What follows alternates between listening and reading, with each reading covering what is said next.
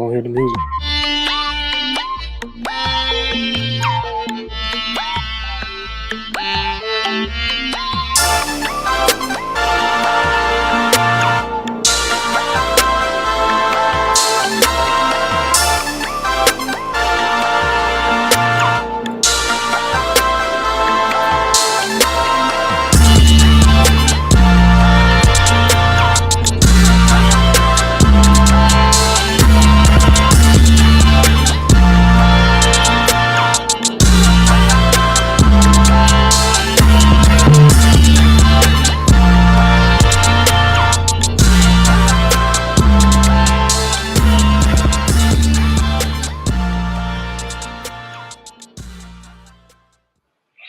Hey, what's up? What's up? It's your boy Leo G back here with another edition.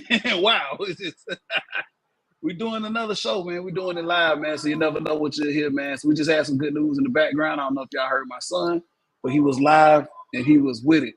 So we're doing another edition of Leo G show. It's been a minute, man. We got a lot to talk about, man. As always, I got to pass it over to one of my co-hosts that's with us. We'll talk about what my other co-host is in just a moment. But Derek, man, what's going on up there in South Carolina?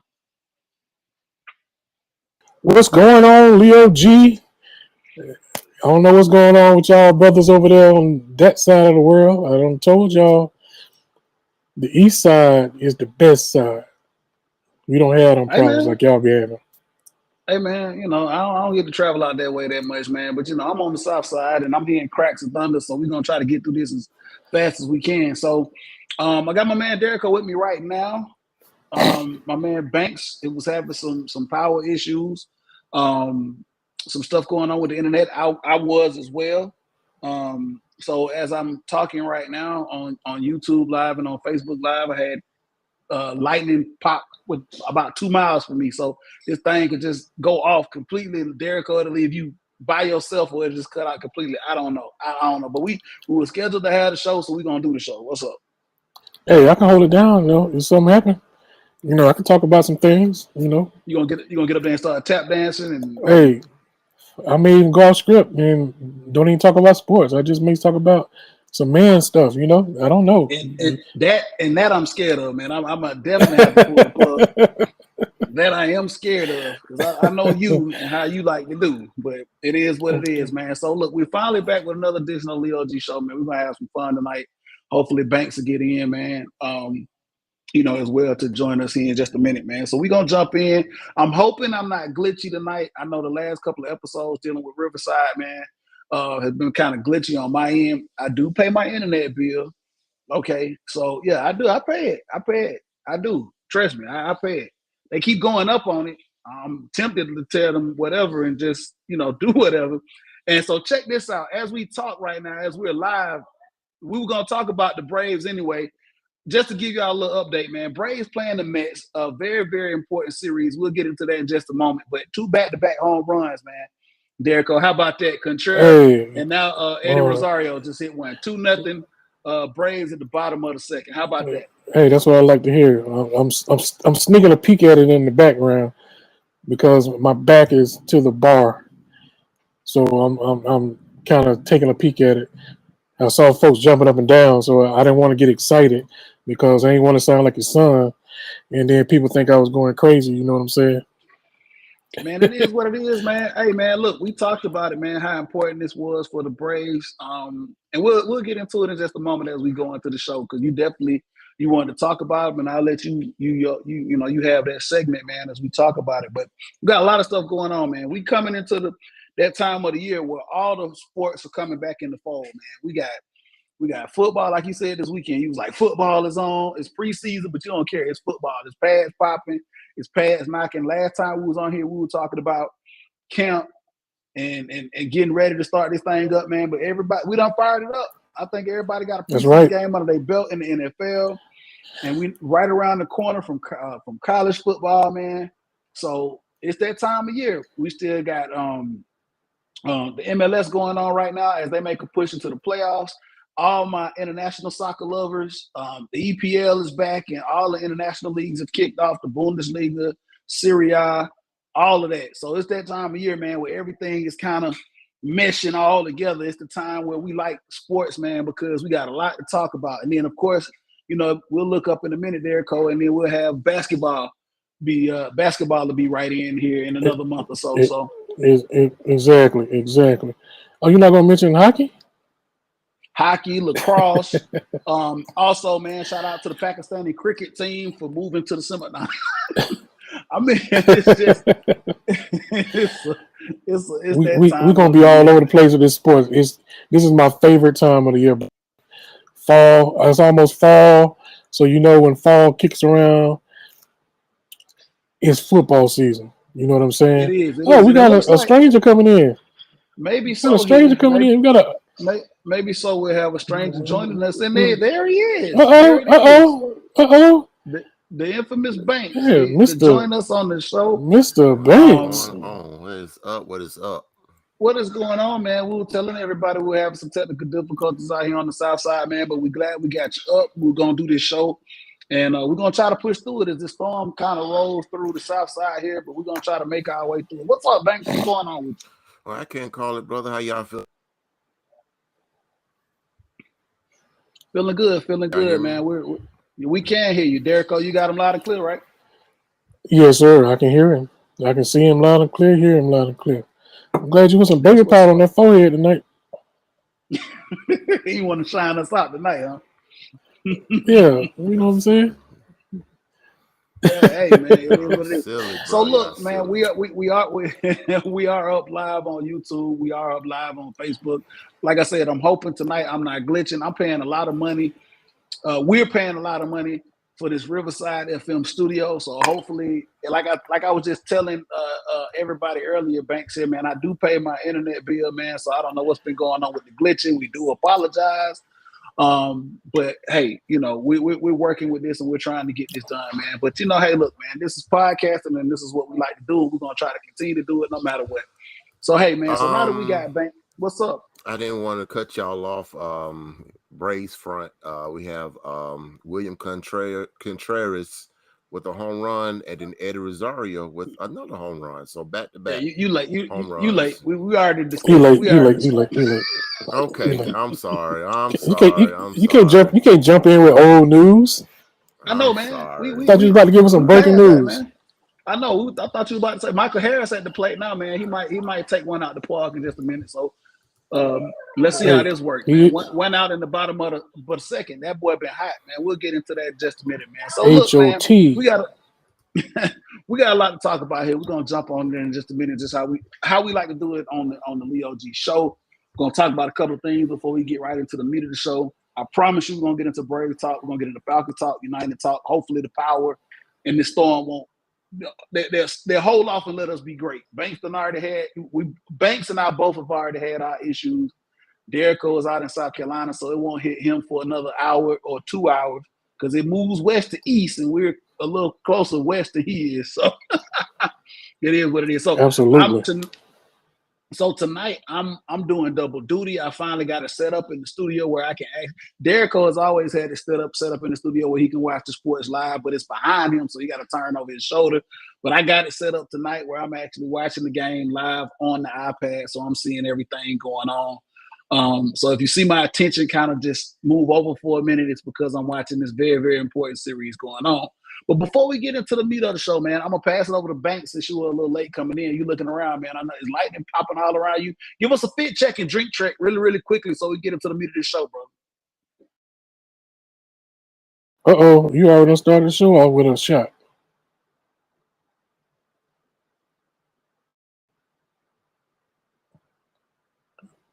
Both of y'all on mute. Banks, you on mute. I'm sorry. Look, let me get my stuff together. I said if my lights pop back out, I'll get back on as soon as they come back on. But I'm on Ducey, no chase, my old reliable, and I'm working the old Roddy White throwback jersey, number 84, Falcons. That's what's up. On the Ducey and rocking the old Roddy White.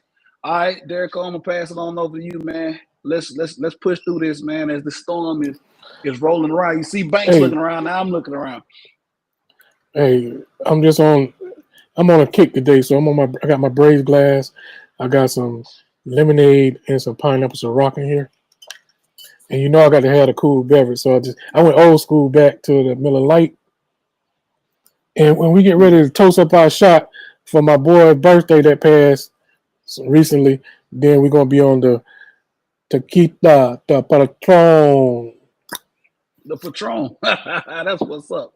That's what's up. Looks like the looks like some weather is moving over the through Truist Park too as well. I see the flags out there flapping really, really hard.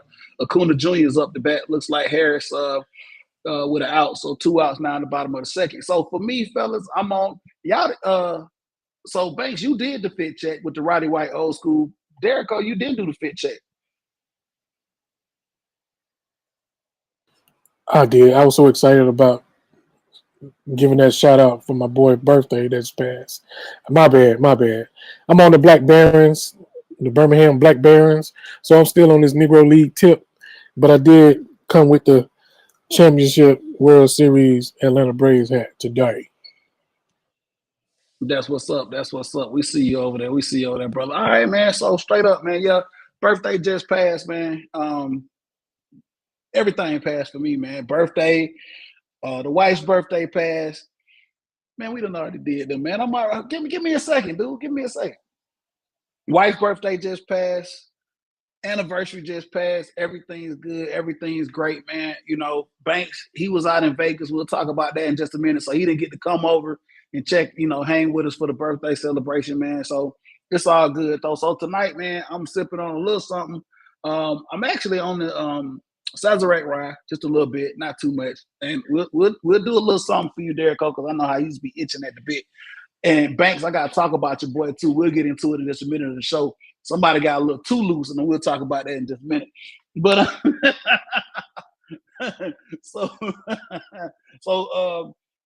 so birthday just passed, as Derrico just stated, man. Shout out for the trace from Derrico. Shout out from the trace. Derrico, I said we're gonna knock out some Buffaloes. Yeah, I see it now, 3-0.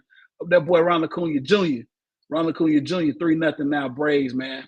He got the double. Looks like we brought somebody in. So now it's 3-0 Braves. Am I right? Am I right, fellas, on that? Okay. All right. So we're gonna Dansby Swanson now up the bat. So we got some birthday gifts, like I just said, man. Shout out to my boy Derrico for bringing over the trace. We got enough Buffalo trays now to knock out a herd of Buffaloes now, I think, between you and I. So yeah, like I said, I'm on the Sazerac rye. And also, shout out to my boy Phil, man, for coming through with something new. We always on the bourbons, man. Shout out my boy Phil with the Widow Jane, age 10 years. So I can't wait to crack this open. We'll get this cracking in just a moment. We got some more birthdays coming up here in just a minute. Got a big birthday coming up for one of our hosts in a minute, and it's really gonna be the turn up because it's gonna be a milestone birthday. So we got a couple more days for that one, man. We can't wait. So that's gonna be the real deal. And you gonna bring your co-host? I mean, he know how to get there, man. He grown. He can get up there, right? Banks. Yeah, absolutely. Yeah, absolutely. He didn't sound too enthusiastic about that, man. Mm-hmm. Yeah, so Derrico, for your milestone coming up here next month, I will figure out a way. If I got to send an Uber over to Banks' house, if we got to get him a helicopter ride or something, he will be up there and in place on the 17th of next month, man, when that goes down. And now we see, I'm not too far from Truist, I guess maybe, 30 minutes away. We see them bringing the tarps out, so it's going to be a rain delay. They running. Everybody ducking and dodging, running for cover. So now the tarps are coming out. Got a rain delay coming up at Truist Park. But right now, 3-0 bottom of the second. Oh, and the fit for me tonight, man. So I have been looking. Y'all been killing me with the Negro League stuff. Specifically, well, Derrico, you done had it. You had the Atlanta Black Cracker stuff. Now you got the Birmingham Barons stuff on. Shout out to the Negro League. I went out and I found the Negro League crowning. It's what is this? Crown or something? Kings and Crown edition. Negro League jersey. It has a lot of the Negro League team: Detroit Stars, Homestead Grays, the Kansas City Monarchs, Indianapolis Clowns. On the back, it has the Atlanta Black Crackers and Pittsburgh Crawfords. All of the Negro League team, well, not all of them, but a lot of them are represented on this jersey, man. I thought it was very, very special.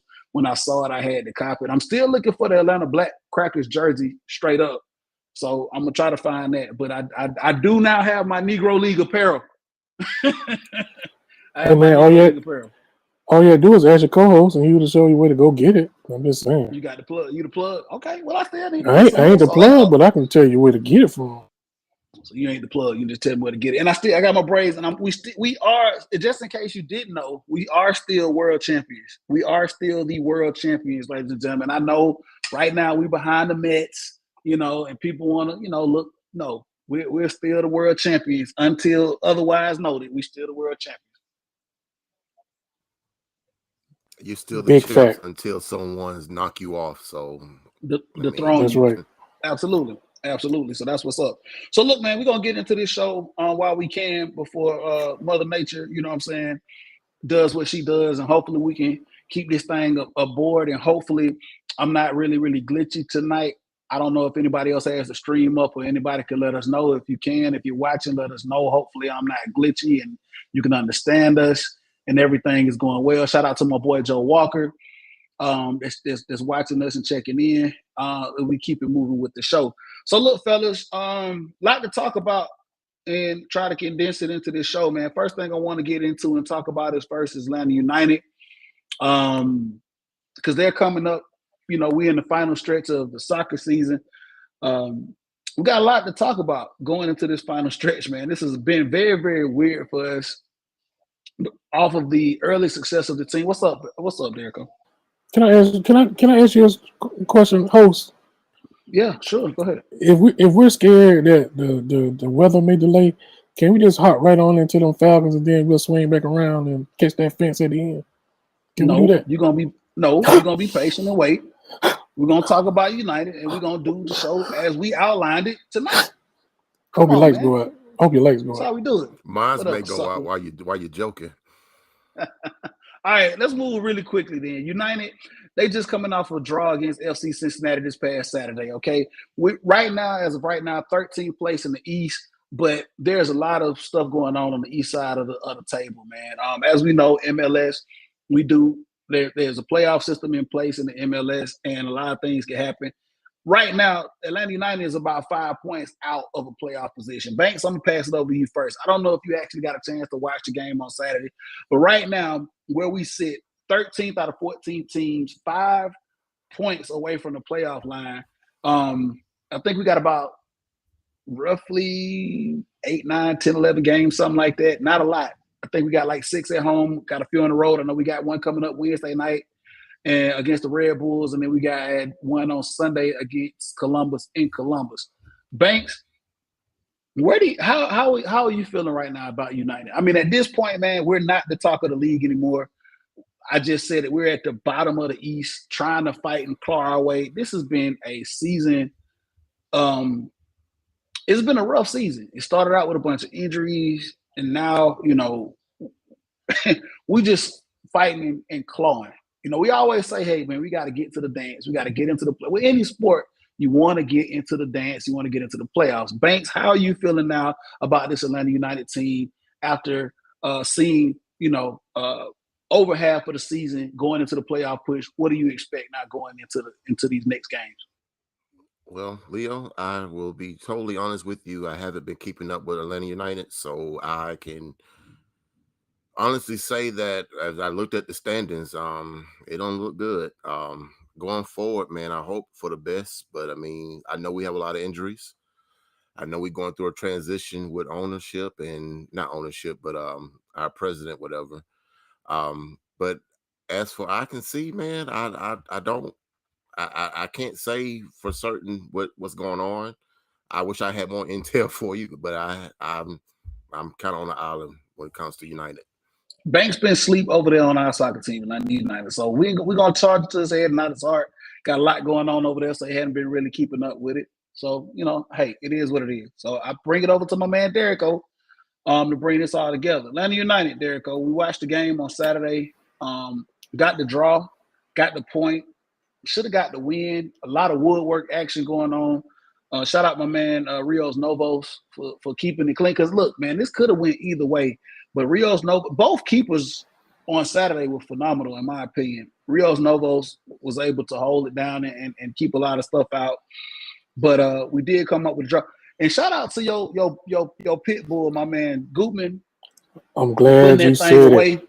You stole my thunder. What he did, man, and doing what he did. But we, like I said, going down to the stretch, moving into the playoffs. 13th out of 14th in the East right now, but anything's possible. We're only 5 points out of a playoff berth. What do you see this team going moving forward? What do you see developing moving into this final stretch of games, man? Leo, I'm just gonna be honest with you. My expectation right now is more the same at this point. I don't see this team just turning the knob and just hitting 3 points. Right now, they averaging 1 point. They are a draw machine. It's like they're in art class. All they want to do is draw. So until they decide that they want to get 3 points instead of draw, I think that's what's going to happen the rest of the year. We may get a game or two where we sneak a win in, but at this point, I just see it as draw, draw, draw. And like you said, shout out to Goodman, the goon. Last game, Absolutely, he man. came in with the even goal, and the week before he came in with the winner against Seattle. You know what I'm saying? Galazzo against Seattle. As we won that thing. So Banks, if you didn't know, check the tape. What Derrico said about Goodman. Check the tape. Derrico been high on Goodman ever since we picked him up, man. He was injured, obviously, man, but coming into the season, man, did very, very well. Derrico and I were both at the last home game, Banks, if you didn't know. So Derek, we kind of hung out, man. Shout out to the plug, man. We had a good time at the last home. Derrico had actually a really, really good time in the last home game. I don't want to go into too many details, but so, 75th minute. Man, I had oysters. I had a lot of oysters. Yeah, and mango and mango habanero wings. Hey, that mango habanero. Peach. My bad. That peach habanero. That peach habanero sauce on those wings was busting. Taylor, 17 IPA. Anyway, so listen, Banks, 75th minute, man. I'm trying to. A lot of times, guys, 75th minute is like I try to get up out of it. If I'm not in the supporter section, 75th minute, man, I start making my walk in Mercedes-Benz to beat the traffic. Yeah, I'm bougie like that, man. I be trying to get back to the south side. So it was at that time, it was a tie. I'm like, okay, you know what? We get a point up out of here, man. So we leave Mercedes-Benz. We get outside. We halfway to the car. All of us are walking, and boom, we hear the loudest roar ever. And like I said, that's when Goodman hits the Galazzo. And mind you, it was in stoppage time, too. It wasn't even like it was. Like I said, we made the walk. We probably left the building probably right at the 85th minute. So by the time we got across the street to the lot, that's when Goodman hit the Galazzo to actually win the game for us, man. So, but yeah, Banks, your boy was lit. Derrico was lit. He was gone. He enjoyed himself at that Seattle game. So, and we miss you. You ain't been to a game in a minute, man. When you gonna get back? Hey man, when you go, I'm trying my best to catch a Sunday match. It's days that I'm off. Anything like on a Saturday or Wednesday or. It just ain't gonna happen. I mean, Derrico, you hear this? The 28th, he's there. The 28th, it's a Sunday. He's there. Y'all heard it here first on the Leo G Show, man. 28th will be the return of Banks to Mercedes-Benz to actually watch Atlanta United. I done called him out. So you're gonna be there for that one against DC Yes, United. I will be there. I will be there, Leo G. I will be there. What time was that game? That's a 3:00 game? That's a 3:00 kick, man. So we'll be down there Mercedes-Benz for that one. So look, check it out, guys. I know you guys are itching to move through the show, man, and plus trying to beat this storm or whatever we're trying to do. I'm gonna kick it up. I'm gonna bring it over to you, Derrico, man, and talk a little bit tactically about Atlanta United. I know you're still a novice. What's up? I thought you said you were moving. We're gonna still talk about Atlanta United for a minute, man. Whoa. I got both of y'all gonna talk about Atlanta United for a minute. Okay, so check this out. So listen, man, Atlanta United, we just talked about where they are. We just lost Banks Banks. just left. We just lost Banks. I don't know if it's some power issues or internet issues, but maybe we'll get him back. So Derek Cole, so now you ain't got no choice. You got to rock with me. Saturday, tactically, we saw Cincinnati press Atlanta United, right? They did a high press. So coming up, we got the Red Bulls, a team that's known for a high press. They're known for trying to disrupt, teams bringing it out the back. Do you think late in the season, because sometimes it's like, I don't know.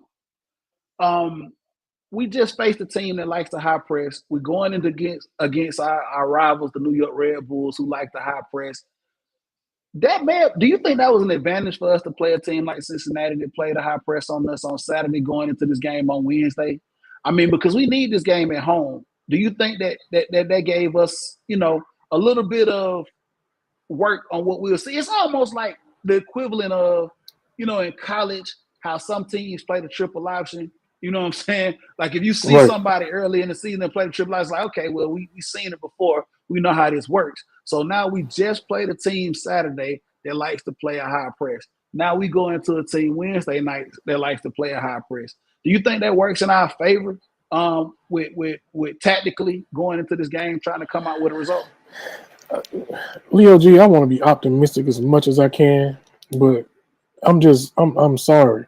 I don't know what it is. It's like this team is like Jekyll and Hyde. Like one half, we're a different team.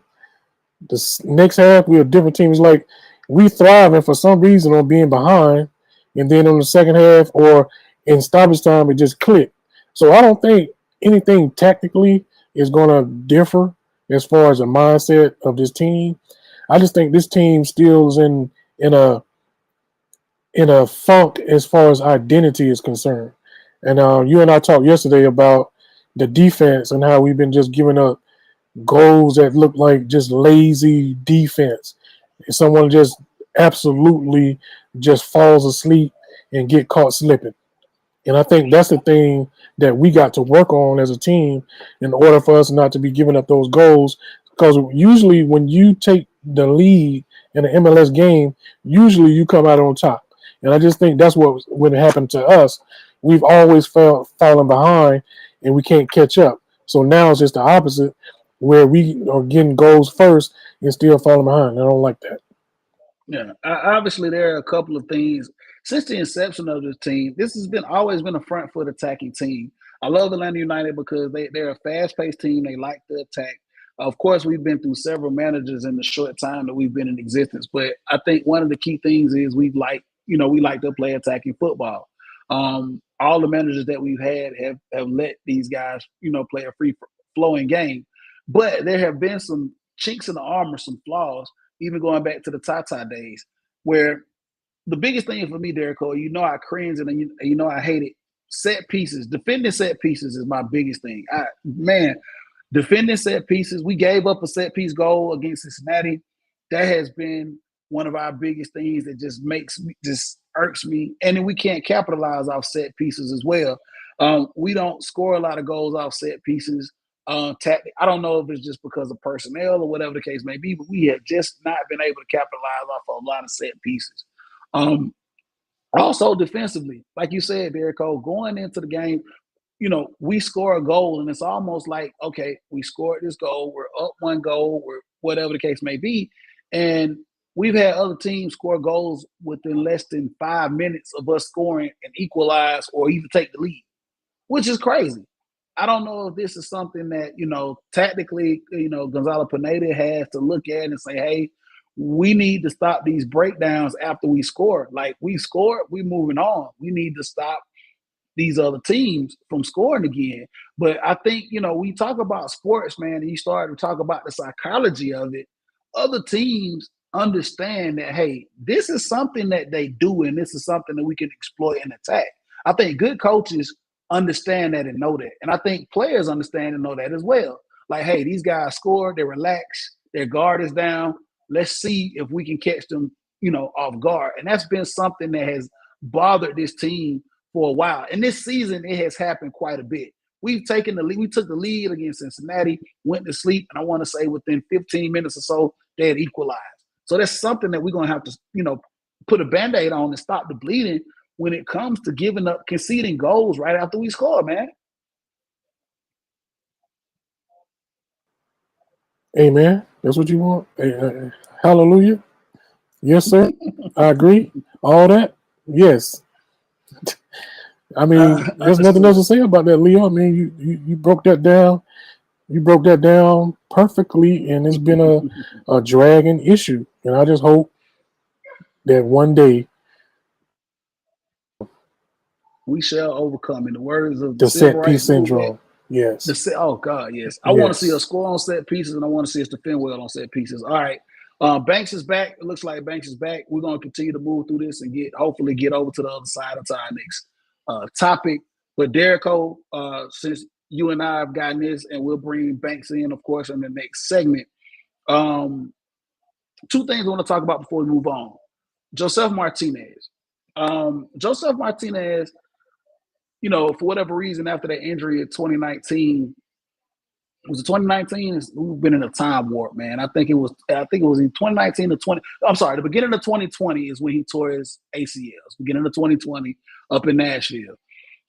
Ever since, and shout out Josef Martinez before I talk about it really quick, man. He's about to be a father. Shout out to him, proud baby boy on the way, very, very soon. We'll drink to that, man. But, shout out Joseph, man. Shout out our boy Joseph. But before we move on to the next, two things before I want to move on to the next segment of the show, Derico. Josef Martinez. He has been the linchpin of this team, the face of this franchise since the inception. He has come in. He has been that person that has literally put the culture of Atlanta on his back, the city of Atlanta on his back. The MLS championship is attributed to him and what he has done. I mean, I've been living in the city for a long time, and I've been watching professional sports in the city for a long time, man. And I got to say that when it comes to players coming to the city and putting teams on his back, you got to put him up there very, very high. He loves this city. He loves the supporters. He loves the fans. But there's been a disconnect here lately. I don't know if it's because of the injury. I don't know if it's because of the style of play. But we just haven't seen the Joseph that we're used to seeing. And it all seems like this has happened post that ACL injury. And of course, Joseph is relatively young, but in sports age, he is long in the tooth. I want to say Joseph is around 27, 28 years old. He's been around for a while. But Banks, I'll get to you in just a minute. But Derico, where are we with Josef Martinez right now? And is this kind of attributed because he hasn't been starting, he's been coming in, in the second half, been spared, it's a lot. What does this say about Atlanta United and where we are with Joseph right now moving forward, man?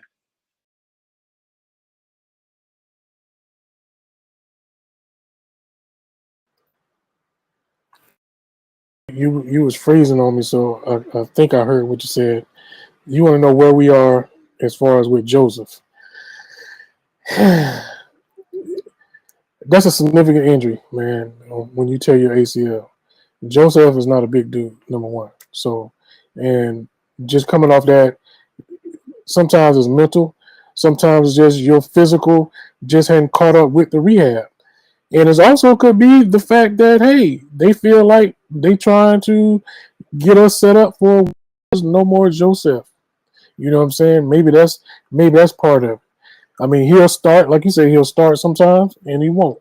He'll start sometimes and he won't. Is it load management like NBA? Who's to say? Nobody can say that but the people in the front office and Pineda and his athletic staff. I mean, at this point, I just think we just need to say, hey, we're going to roll with what we got and let him roll off in these last 9 games and let him start. He the king. Build a statue. That's how I feel about it.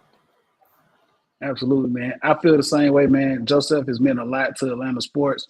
For those that don't follow soccer, man, there's no question and no doubt in my mind we all have been watching Atlanta sports for quite some time. And Banks, as I pass it over to you, like this has been a guy who has come into his own in the city. He's played in some clubs around the world, but he made this home, and he, like I said, literally put a championship on his back with his team. Banks, I know you had something that you wanted to say. I don't know if it was me glitching up or freezing up or whatever the case may be. What did you want to say about Joseph Martinez? I was going to say something really sad. I was like, well, maybe because he missed Miggy, and well, hell, I miss Miggy. And it's like I know it's no excuse because he has played decent and well even after Miggy left. But it's like, once you don't have that road dog with you, that one that you came into to war with, if you will, it's just different, and I don't want to make that an excuse for Joseph. Of course he had the significant injury, but I just feel like without his road dog, it's just like it's a piece of him that left. So maybe I'm grabbing some straws here. Can I say something? You actually said something, Banks, but I'm a twist. I'm gonna say currently it would be Gressel as opposed to Miggy that he probably would have missed more because Gressel was slinging that thing, crossing it over to Joseph, and Joseph and him had some type of chemistry together where that thing would get right there on Joseph's foot and it goes in the back of the net. Well, I mean, guys, what you're saying is true. I mean, we know there's turnover in professional sports, especially here in the MLS. Shout out to my man Miguel Almiron, who actually went over to Newcastle. We'll talk about Newcastle here in just a second for a moment. But yeah, man, chemistry has a lot to do with it. Missing Julian Gressel, who was a great winger and could really get some good crosses in. But I mean, we still have guys like Brooks Lennon who can get crosses in and can do some things, but the chemistry is just not there. I know there have been a lot of injuries this season, but we have a lot of top tier talent on this team, guys. I mean, we take for granted that, we have some talent here. I mean, yeah, of course, 2018, when we won the MLS championship, you talk about the Tito Villalbas, the Miguel Almirons, you talk about the Gonzalo Perez's, the Michael Parkhurst. Yeah, those guys are gone. Those guys are gone. But we still have top tier talent. When I look at this team, when I look at Diego Armada, when I look at Matheus Rossetto, I'm hoping I pronounce his name right. When I look at your boy Derico Arujo, when I'm looking at these guys, man, they are very, very talented, man. And I still think that there's a lot of fire left in this team. At this point, my expectation and my look at this team is let the chips fall where they're made. We get the results that we can. And at the end of the season, if we make that line, we make that line. We move forward and we try to do what we can into the playoffs because we do have enough talent with this squad in order to do something in the playoffs. And I think this is a playoff team. It's just trying to find the cohesiveness and trying to find the chemistry to get it there. We've seen it in spurts. I know injuries happen. This team has just been bitten by the injury bug just hard this year. I mean, we lost two of the best pieces of our defense. We lost our focal point on our defense in Brad Guzan. Shortly thereafter, we lose Miles Robinson, and it was just an uphill battle from there.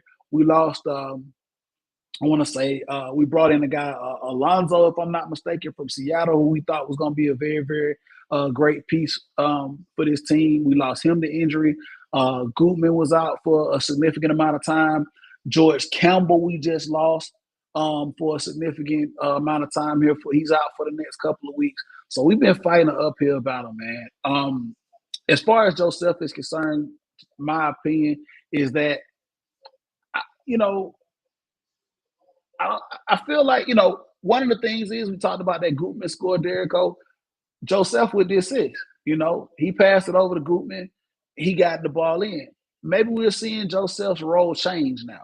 Maybe we'll see him going from that dominant striker to maybe the facilitator. I'm not for sure. I'm not for sure how it all ends up and falls into play as we move forward. But I do know, and I will say this much, and I stand by this and I stick by my guns, is that Atlanta United has talent. We have talent. We're able to compete if we can get everything together, the chemistry, the cohesiveness, if we get into the playoffs, I think that this team can be a threat. They can still maybe make some noise. I'm not saying that. I mean, yeah, the LAFCs of the world have run away with the supporter shield. The west side of this table is just crazy.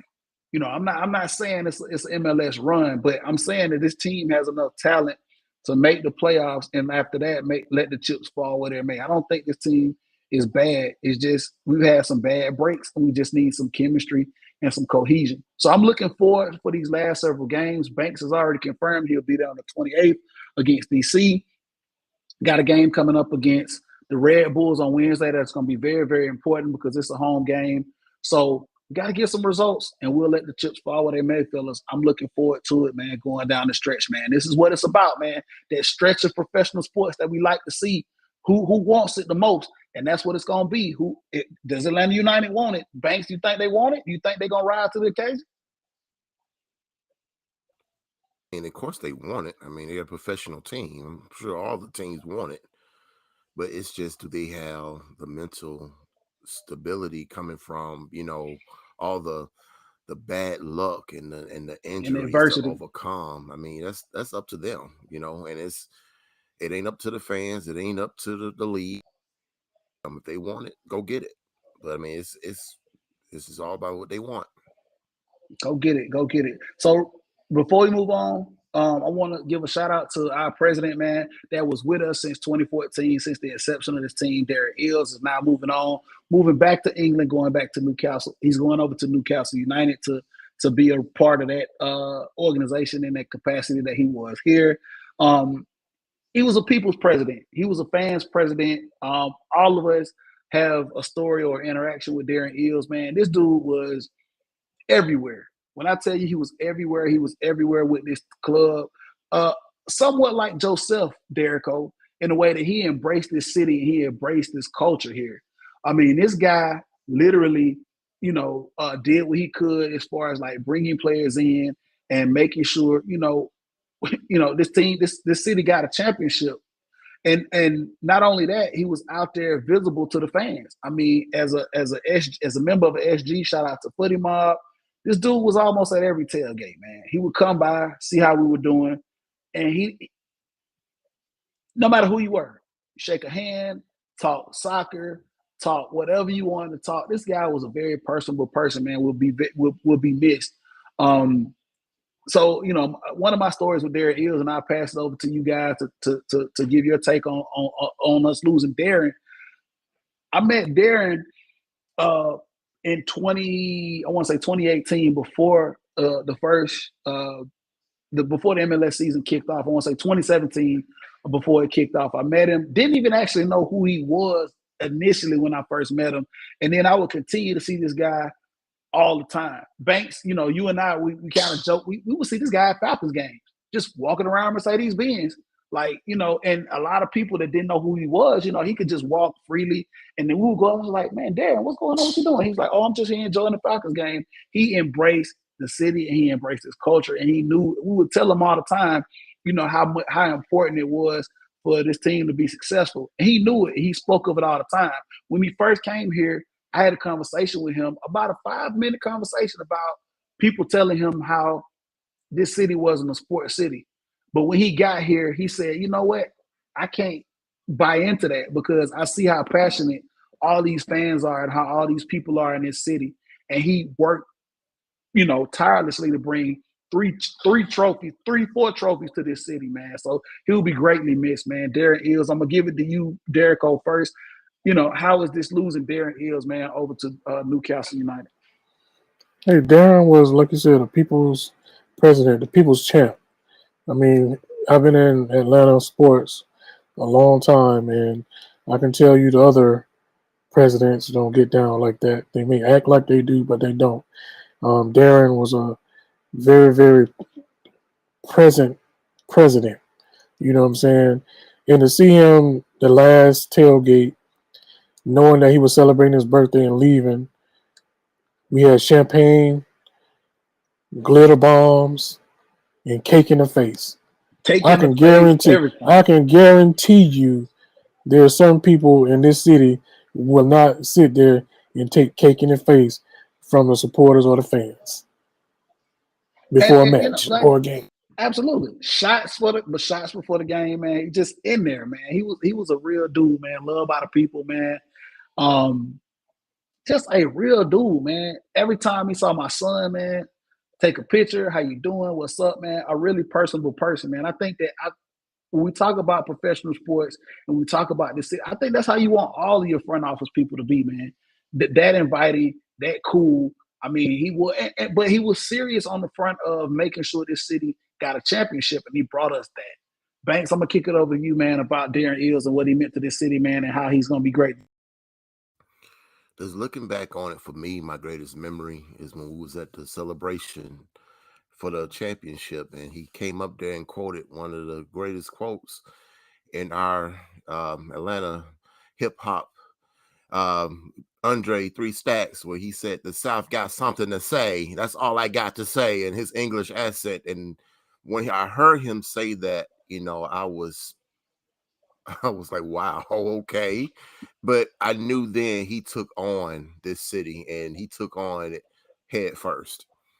Much respect to you, Darren Eales. I really, really appreciate what you've done for the city, what you've done for this team, what you've done for the culture. When people who actually watch soccer, even that came to that parade for the first time, to know anything about soccer, heard that man say that, and they were like, "What is he talking about?" Well, wait, where he learned that from? I said, "Dude, this guy's different. This ain't what you think. He's just from England, just to be from England and trying to learn everything. This man, he pay attention and he embraced it. Like, probably out of all the sports in this city, I mean, maybe I'm being biased here, but he is probably the one that took on that responsibility about the culture more than anybody else in all other three sports. So kudos to you, Mr. Eales.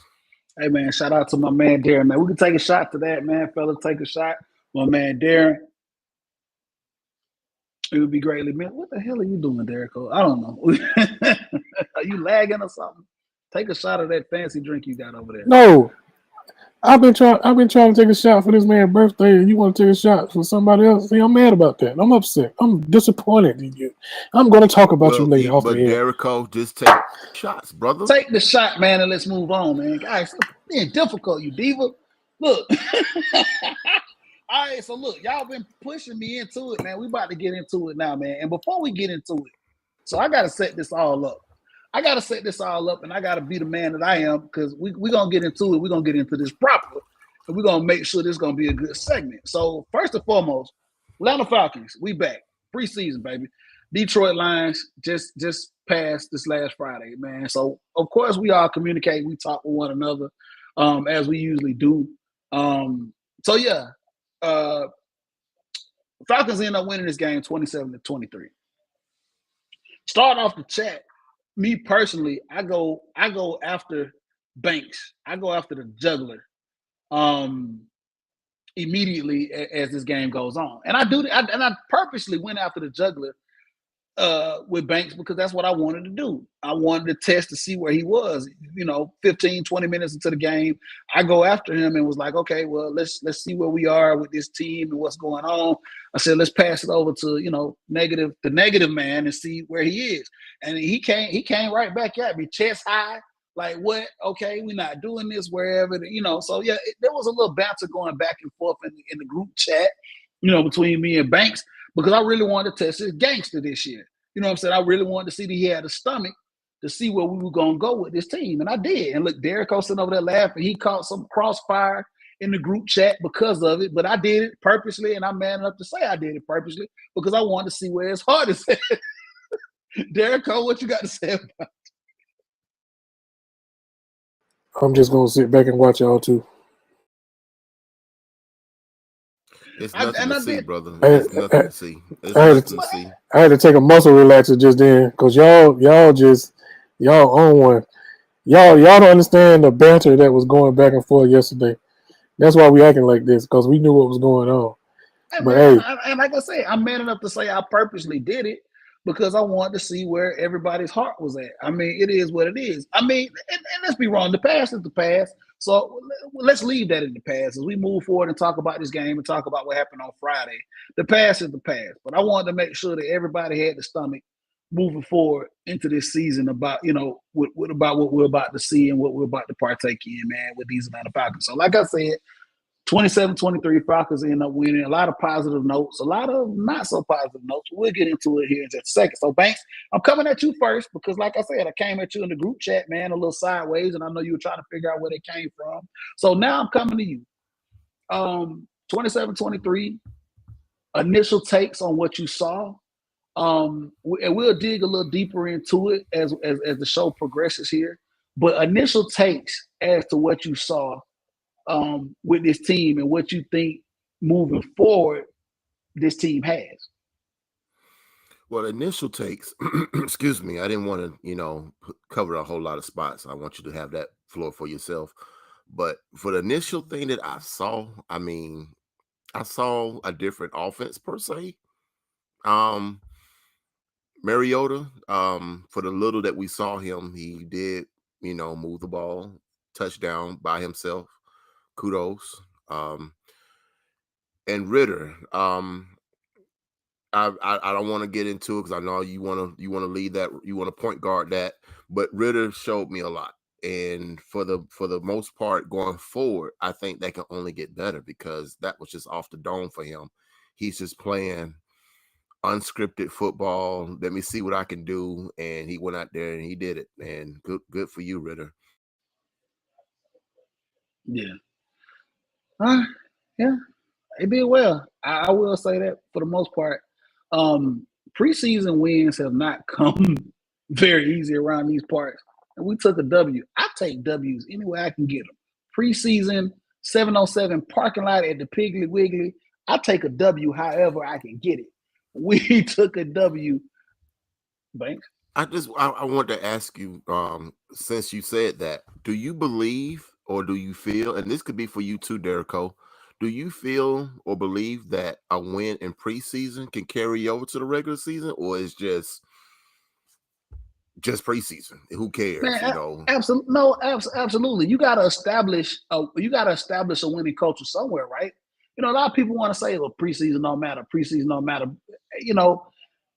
BS, man. You got to establish a winning culture somewhere, man. The reason preseason games are played is for you to go out there, showcase your talent, and start to establish a mindset of going out and winning. Now, yes, there are a lot of things that you don't do in the preseason, but I think that winning the preseason game goes a long way in establishing the culture of what we want to do and what we're trying to establish. That's just my opinion. That's my opinion. Take it for what it's worth. You know what I'm saying? That's my opinion. So, like I told you, I don't, like I said, a win is a win for me. Preseason win, and especially in the fashion that we did it. We'll talk about that here in just a moment because we hadn't seen too many of those kind of wins here with this organization in a while. We'll talk about that here in just a second. But like I said, I'll take a 7-on-7 win in the Publix parking lot here up the street, all day, considering where we are as an organization. Derico, I'll pass it over to you. First hot takes with this team this past Friday night. So you don't want me to respond to Mr. Banks? You can do whatever you need to do. You can respond to Banks and then give me your hot takes of what you saw on Friday. So I'm in the minds. I'm a competitor. I'm a competitor, not just because I was an athlete, but I'm just a competitor at heart. So anything that I'm competing in, I want to win. I don't care what it is. It can be at the carnival throwing rings on a bottle. I don't care. I want to win. It can be me out there running with my granddaughter. Even though she's smaller than me, guess what I want to do? I want to beat her to the fence. Just because teaching her and me that competition. I know everybody don't like competition, but we live in a participation trophy type world now where that is something that is accepted. Everybody get a certificate. Everybody get a ribbon. Everybody get a trophy. Everybody get a medal. Everybody get a ribbon. Hey man, you know what I'm saying? Hey, look, I'm trying to keep you from getting. I don't want you to get no. I'm just saying. I'm just saying what it is. If the Falcons are playing, I want them to win. if the Falcons have not been winning and they win, I don't care if it's preseason, the bye week, playoffs, whatever, especially when we haven't been winning. Does preseason change the outcome of the regular season? Who's to say? But I can tell you this. Arthur Smith said, based on last year, what he did in preseason that didn't work when he didn't start the starters, he changed his mind about the philosophy of preseason. So I would say that, yes, it does matter how you perform in preseason, and it spills over into the regular season. And good points there, Derico. I'm glad you mentioned Arthur Smith. You'll be a fool if you don't think that Arthur Smith didn't want to win that game. I think it was more of, like you said, philosophy change, the locker room language. When that dude caught that ball to take the lead in the fourth quarter, the whole team went to the end zone to celebrate with him. Really? A preseason game? But it was so, I understand that, but it was so, that little thing like that goes a long way when you like, you know what? A guy in that pile that was celebrating may not even make the team, but he was so happy for him to the fact that it's a winning mindset now. Go on to this next team in New York and see if it carries over. You know what? It doesn't matter if you go 3-0 in preseason. I understand that. But if you take that 3-0 mindset, knowing that, you know what, we can win games, win, lose, or draw in that first week one against the Saints, man, it's going to be competitive. You play to win. I appreciate that. And what Arthur Smith said that before the preseason even started, he said, you know what, that whole approach I did last year, going into that Philadelphia Eagles, we got blasted 32-6, guys. We didn't like we belonged out there. And it was like, what were you doing? And it's like the whole preseason was the setup. Good for Arthur Smith for noticing that, though. But yeah, Derico, you said a mouthful there. So check this out. And Banks never gives me any props or whatever. Anyway, like I said, we're gonna move on, and I'm gonna say this much: you play to win, and it's like this here. This is where this is. you play to win, and this is what you do, and this is how you form that, man. Derico, we talked about this a little bit on yesterday, man. It starts here. One of the things that over the last several years this team has done is find ways to lose. And from a psychology standpoint, when we talk about sports, you always look at teams and see how they react to adversity. One of the things this Atlanta Falcons team could not do well is respond to adversity, okay? One of the things important, Banks, in winning preseason games is changing the mindset. Like you just said, Banks, we were down, okay?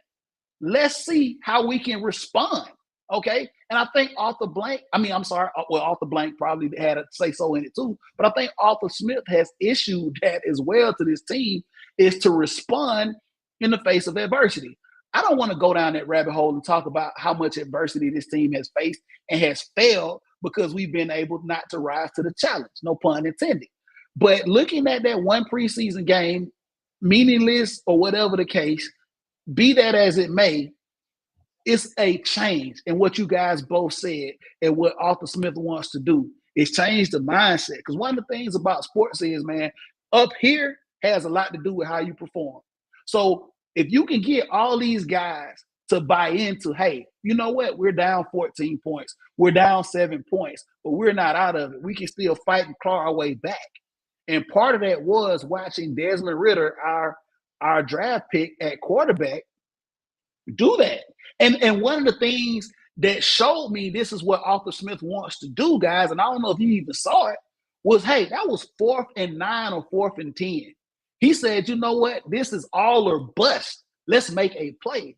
And it was 4th and 9, and Desmond Ridder rose to the occasion. He rolled out. He saw some things and said, you know what? Let me give somebody a chance to do this. And somebody rose to the occasion and we were able to take the lead. So I think that's what we have to see moving forward. And I got to give a lot of kudos to Arthur Smith in trying to do this up here with this team. Starting with the preseason, like you said, Derico, that mindset continues to move forward. And it's the whole "I think I can" attitude and philosophy, man. When you start to believe it, man, you go out there and say, "Hey, you know what? We down 14, but we still in this. We down 21, but we're still in this." And like I said, not to bring up the past a lot, but that was a problem with this team not being able to handle adversity and not being able to suit up and say we're tough enough to handle this. So shout out to Arthur Smith for that. Banks, I know you wanted to chime in on it. Just wanted you said something about Desmond Ritter on that pass on 4th and 9. I think I told you guys while we was texting each other during the game.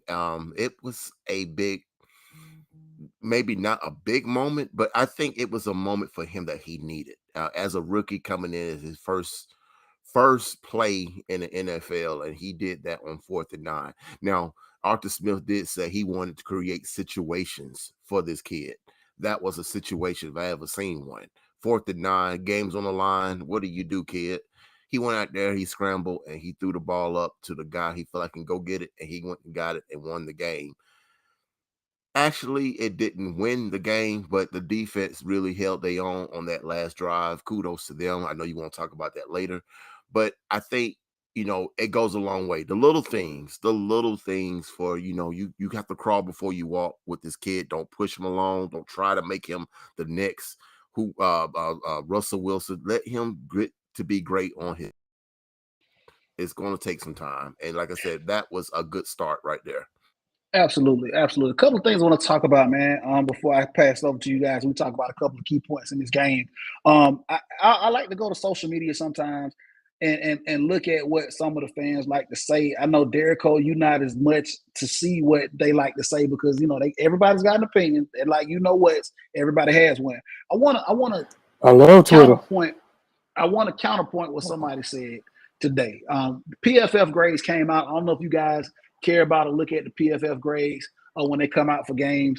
They grade out everybody offensively and defensively. So one of the things that came out from an offensive standpoint, Jake Matthews graded out very. So Jake Matthews graded out very, very well on this past preseason game. So there was one thing. Is that the only one? I'm gonna mute you. Is that the only person? Can I finish? Let me finish. So Jake Matthews graded out very, very well in this game, and there was a Twitter troll that had a problem with that. They went as far as to say, almost in their mind, that Jake Matthews needed to be cut for one play. All right, I want to say this to a lot of fans. That's what we are with fans, especially those that have these crazy expectations. Let me tell you something. There are people in the Hall of Fame right now that have had bad plays. Okay, so get off your high horse and stop thinking that for some reason somebody can't have a bad play. It happens to everybody. Derek, you just talking about being a competitor. If you've been competing long enough, somebody gonna get your number every once in a while. Ain't nobody out here perfect. So I do want to say that, man. So some of y'all fans that be on your high horse about, he missed the tackle, or he missed the whip, or he did this and that and the third. Get off your high horse, man, and stop being so critical of these guys. Now, if this thing is consistent, then okay, I get it. But get off your high horse, man, and stop this whole we got to be perfect. Because I'm going to tell you straight up, man, they're, like I said, they're Hall of Famers with gold jackets and busts in Canton right now that have had bad plays. So let's stop that. Those evaluations. So you Twitter trolls can stop all that. I just had to get that off my chest.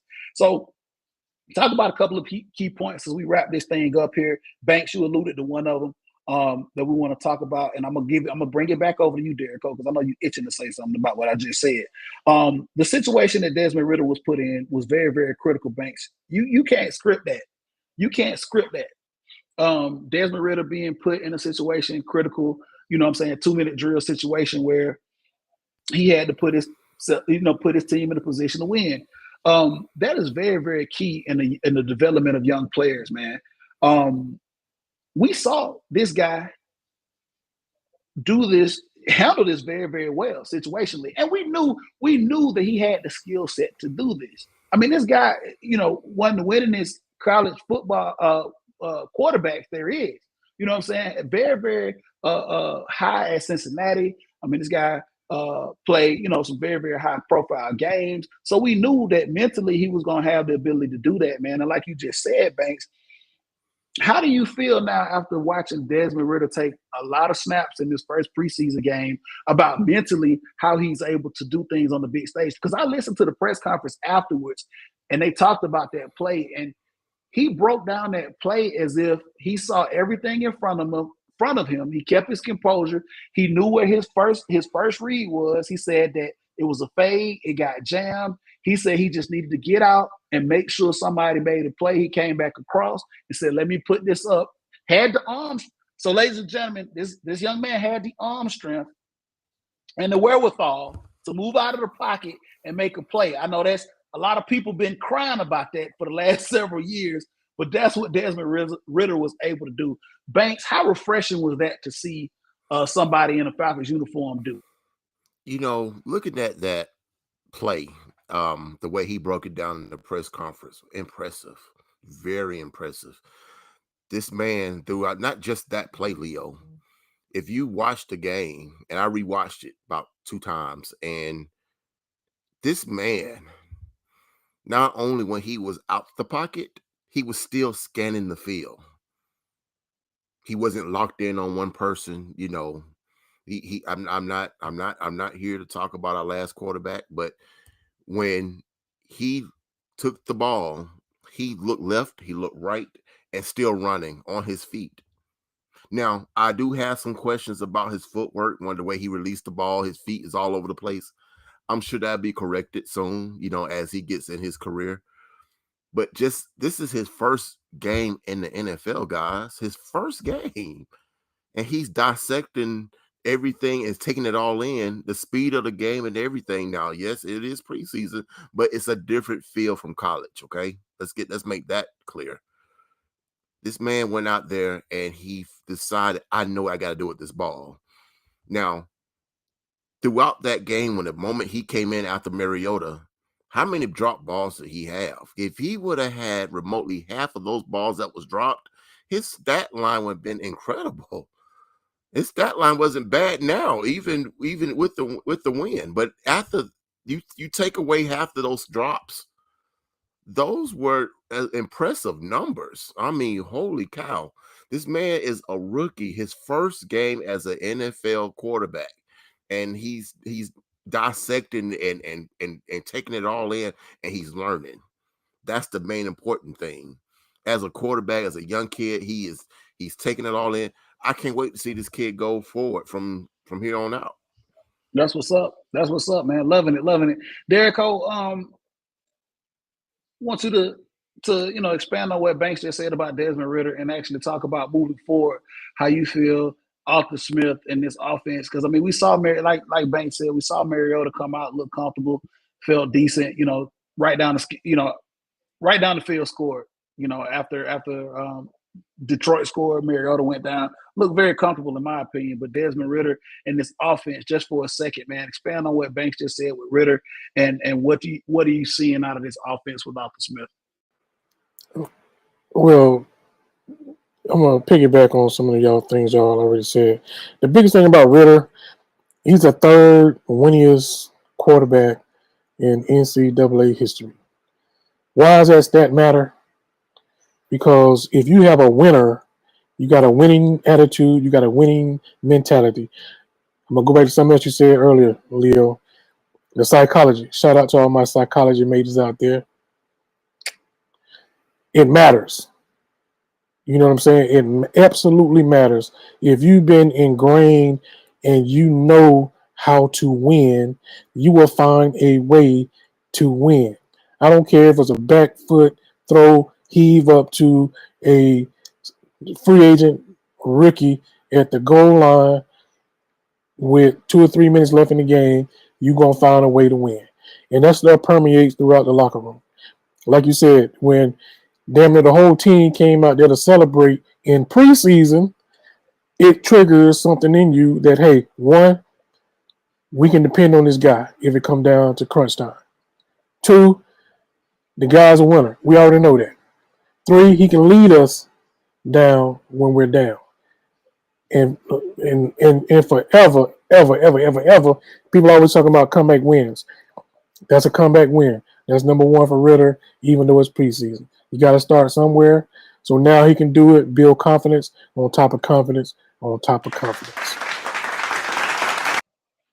Absolutely, absolutely, man. I couldn't agree with you more, man. I am very, very impressed with this kid, man, and I look forward to see what he can do moving along, man. Falcons did a lot of good things offensively here. They were able to run the ball pretty well, which was something that I was shocked and surprised about. Given the fact that we've kind of been anemic when it comes to the run.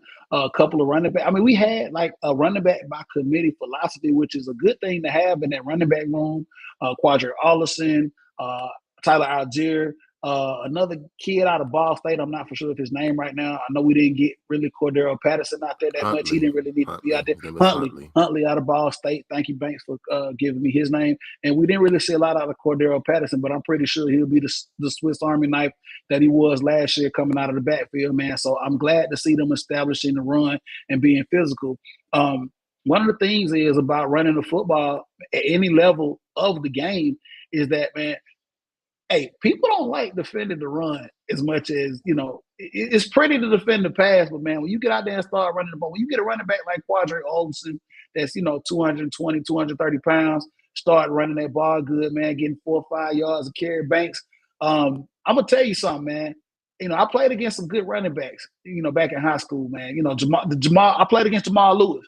Let me tell you something. When guys like that start running downhill, and I'm pretty sure Derek O can piggyback me on this, it's not fun. It's not fun.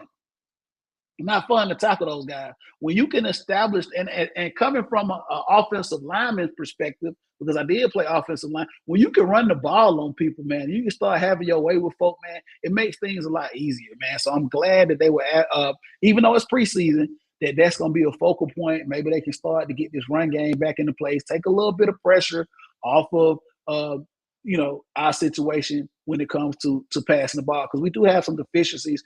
Unfortunately, fellas, I want to talk about everything, but just for the sake of time, we got to kind of move on. But yeah, we got a couple of things that we do have to work on, and one of the things that we do have to work on, and I'm gonna get you guys' take on it before we kind of close this thing out, is the defense. The defense was not as impressive as what we saw out of the offense, at least initially. We saw Detroit go down the field, like you said, Banks have their way, score a touchdown on the first drive. We've been anemic with this defense for quite some time. Obviously, we've seen turns with the offense and what Arthur Smith is trying to do. Dean Pease, a very, very senior coach in this league, as he's alluded to several times, has over a half a century in football. So he's prided himself on coming in, trying to get the culture changed. And going back to what you said, Derek Cole, all the way around, you can see these guys trying to change the culture of this team and the philosophy of this team into being winners in the psychological aspect of it. But initially, the defense didn't look as well as we wanted them to look. They had some very, very bright points. Had a couple of turnovers in this game.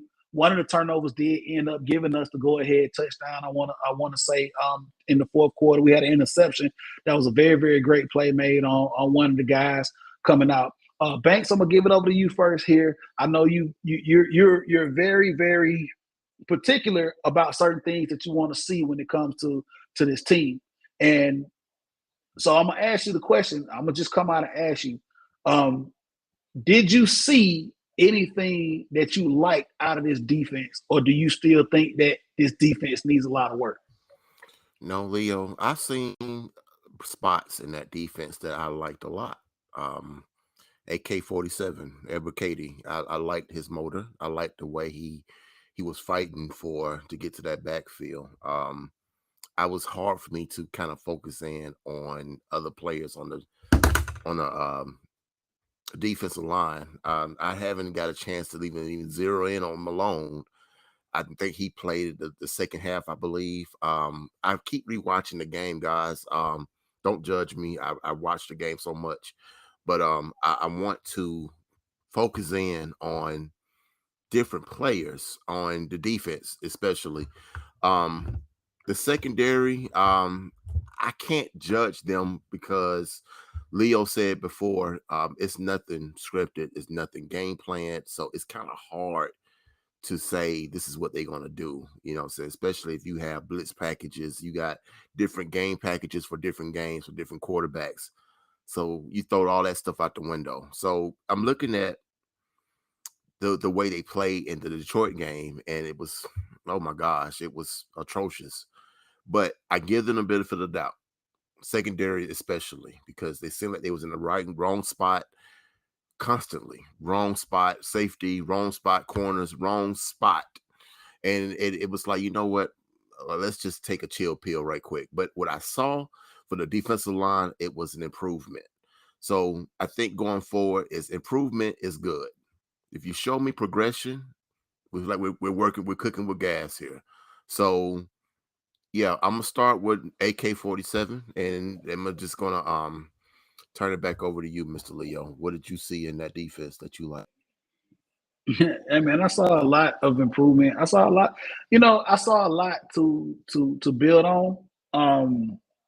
You know, like I said, it is preseason, but I saw, like you said, I saw everybody moving. I saw everybody flying around. Once again, I go back to the mental aspect of the game, man. These guys trying to prove themselves. This is a Falcons team that we haven't seen for a long time. A bunch of guys on this team trying to prove themselves. Listen, we know now that we're about to open up another window and trying to compete for a championship. And this is the base. This is going to be the foundation of what we do moving forward, right? So everybody that's on this team right now, we got a lot of guys on 1-year deals. We got a lot of rookies. We got a lot of undrafted free agents. Hey, if you want to make your name for yourself, do it now, because next year we free up some money.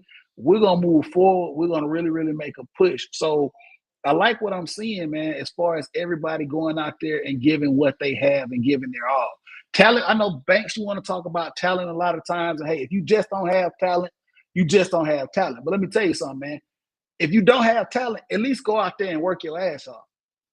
Go out there and work. Put it on film and work and work and work. Because sometimes, man, and Derrico, and we talked about this on the previous podcast, man, hard work sometimes will beat out talent. You know what I'm saying? Guys that are talented sometimes take for granted their talent, and guys that are hard workers can beat them out every once in a while. So that was one of the biggest things I saw from the defense, was them going out there working, like he said with Ebiketie. You know what I'm saying? I think initially he kind of messed up on a couple of plays, not containing the edge. What did he do? He came out there the next couple of series and he made sure he was whipping his guy around. He made sure he held up to contain the edge so nobody wouldn't get outside of him, to take the play back into the linebackers. So those are the things that you want to see out of the defense. Yeah, they may have not held the team crossing the 50 and shut them down to 3 points, but you want to see guys going out there, giving an effort, pushing, moving forward, man, and building on that. Derek, I'm going to give you this to talk about the defense, and then we're going to kind of close this thing out, man. I got 3 things on a rapid fire that I want to do before we close this thing. Until we get a bona fide bookend pass rush, I'm not going to really spend a whole lot of time on the defense. I already alluded to y'all what I saw as far as what we need. We got 2 young defense ends. We got Grady Jarrett in the middle. We got another young guy in the middle. But our linebacking core is going to be our Achilles heel of the defense right now. They can't cover in the flats. They can't stuff the run. And that's the majority of what you need to do in the NFL. Stop and run and cover the backs or the tight ends off the backfield or in the flats. I appreciated the defense considering that we have no pass rush. You can't ask cornerback safeties to cover guys forever. You just can't without a decent or half-ass pass rush at the least. So with that being said, until those 2 things are done, we're just gonna be struggling to get off the field because again, we high percentage on 3rd down conversion. Hey, well, I will say this right quick. Hold on, Leo. If you could have had Nakobe Dean, we on time, Banks. Core, so only a couple of minutes. I'm just letting you know, but this is what you wanted. You didn't draft him, and now you got Troy Anderson. Now live with it. Okay, hey, they're gonna have to live with it, man. Like I said, all these things are some things to build on. Like I said, key points, Jericho, addressing the pass rush and addressing some of the things that we actually need to address. But I think it's something that we can build on. Like you said, Banks, Ebiketie, some of the guys' motors. I think they're young. They're gonna find ways to do what they need to do to try to get out to the ball. And going back to the fact that what we discussed earlier, Banks, was you don't really scheme in preseason. You want to see talent. You want to see man-on-man beat people. You do want to see people get back there, get a good pass rush in, get a good push. But, moving forward, like I said, hopefully we'll start to see some of those things materialize. But I think all of us can agree, positive showing with the Falcons in this first preseason game. A little refreshing to see, the thing changing, a move. And I guess you could say a changing in the guard. Everything is fresh now. Everything is new. The person that was here for the longest tenured person is no longer here. Everybody here is fresh. Braves are back on 3-0. Spencer Strider out there pitching in the top of the third right now, guys. So we're going to bring it to a close. I'm going to do some rapid fire really quickly as we close this thing up. And I don't want you guys to think about this. I'm going to ask you guys these questions, and I want you guys to give me the answer off the top of your head. There's no thinking involved. Once you get the question, you give me the answer. And I know it's going to be kind of unfair because somebody's going to get up here and they're going to think about it once I give the first person the question. So I'm actually going to flip a coin really quickly to see who actually is going to go first. With these rapid fire questions, and I'm gonna try to do it in a way to where I don't give the other person a lot of time to think about this here. So let me flip this damn coin over here. All right, Banks, I'm gonna get you to call it heads or tails. I'm gonna flip it. What you got? Heads. All right, heads is actually tail. So guess what? Jericho, you choose. You want to go first or second? Second. All right, you go second. All right, Banks, you go first with these rapid fire. You're on mute. I'm back up. I give my take on them before we close this thing out. All right, Banks, you ready for these rapid fire questions? Banks, are you ready for the rapid fire questions? Yeah, I am. Let's go. Am I glitching up or something again? No, freezing up. I had some extra audio in my ear. Okay. Go ahead. All right, here we go. Atlanta United, do they make the playoffs? Yes or no? No. Atlanta Braves, do they catch the New York Mets to win the NL East this year? Yes. Atlanta Falcons, do they make a serious push for the wild card? No. Jericho, giving over to you. Atlanta United, do they make the playoffs? No.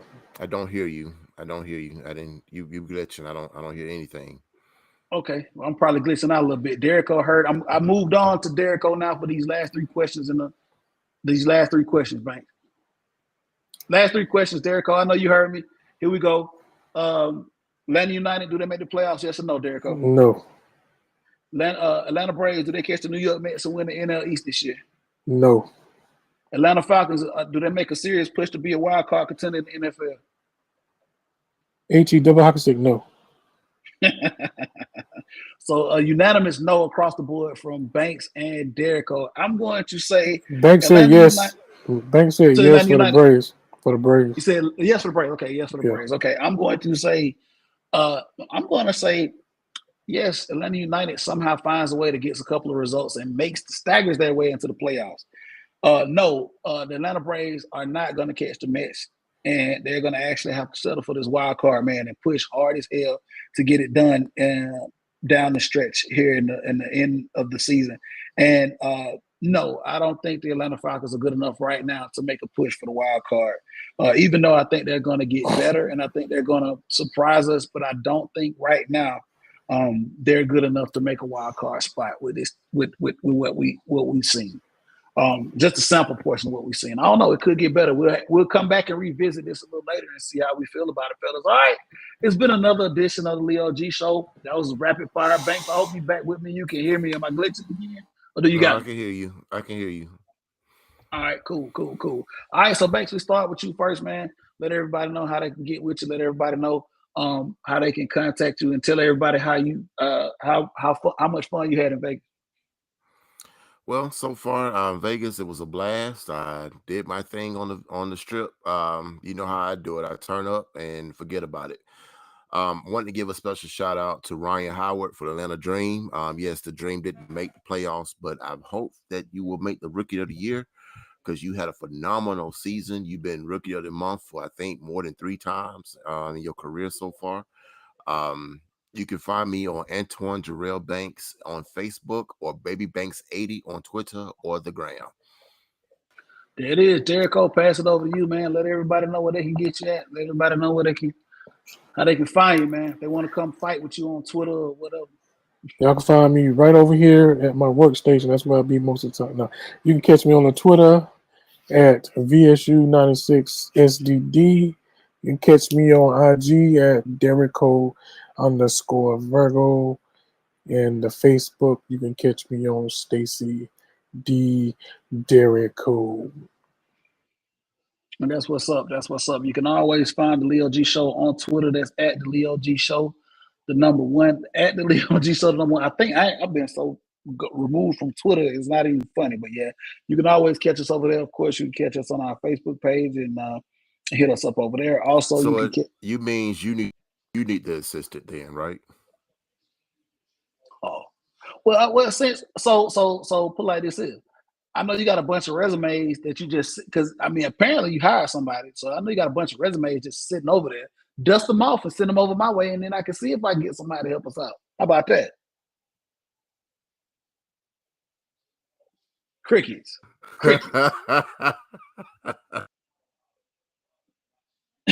Dust them resumes off, man. I need some help around here, man, for real. We need a producer to help out with the show too. So if you got some resumes and say they got that on, tell them to holler at us on that one. Anyway, hit us up on Twitter. Hit us up the Leo G Show, the number one, over there on Twitter. Hit us up on Facebook. Also, you can hit me up on my personal Twitter account. That's at Southern Set with 2 T's. Also, man, shout out to Banks and his newly found TikTok account. He didn't want to give that out, but I guarantee you it's gold. It's very, very entertaining and very, very comical. So maybe on the next episode, he'll step out there and let you know, give you guys his TikTok account, man. But love it. You've been learning them dances. I see how you do on TikTok over there on them dances, man. That's what's up. Derrico is also going to be giving out recipes on the next episode. His mixed drink recipes. I think Derrico is on TikTok mixing drinks. So if you want to see what Derrico has going on, I see that big bar back there. Cosmopolitan and Espresso Martinis. He's been working on his drink recipe book. Y'all see that big bar he has back there. Cosmopolitan, Skinny Teenies. He's a lot of mixing that he's going to be dropping here in the next minute. So that's what's up. That's what's up. This has been another edition of the Leo G Show. We're gonna come back. Hopefully, we'll have a lot of positive stuff to talk about. A lot of stuff going on, man. So we'll see y'all on the next go round. All right.